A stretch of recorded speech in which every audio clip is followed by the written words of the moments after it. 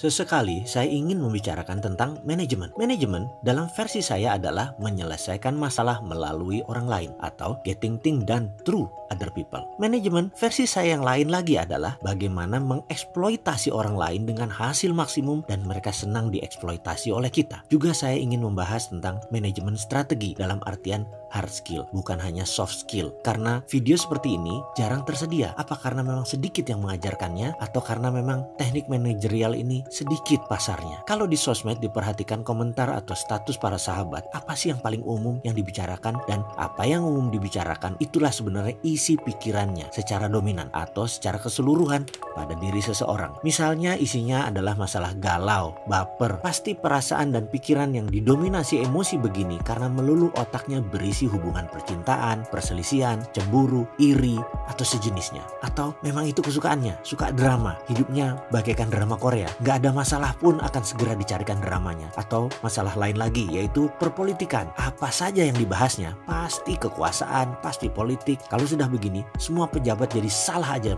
di mata mereka. Kayak saya, apa saja seorang yang namanya si sakit pinggang itu lakukan, pasti saya salahin dia. Siapa ya sakit pinggang tuh? Low back pain kalau nggak salah namanya. Itulah otak saya yang merasa low back pain inilah yang buat masalah di Indonesia. Tapi mungkin saya salah ya. Oke, kita pindah ke topik isi otak seseorang. Kalau isi otaknya pebisnis itu bagaimana? Ini yang menarik. Seperti cerita seorang pebasket legenda bernama Earvin Magic Johnson yang pernah meminta pemilik LA Lakers, Jerry, untuk jadi mentor bisnisnya. Ketika di tahun 87, Magic Johnson masih pemain NBA aktif, namun dia ingin menjadi pebisnis seperti Jerry. Jerry balik bertanya, "Apa yang Anda baca pertama kali ketika membuka koran pagi?" Magic menjawab, "Sport page, of course. I'm a sportsman." Jerry langsung jalan dan tidak menjawab pertanyaan Magic Johnson tersebut. "Will you be my business mentor?"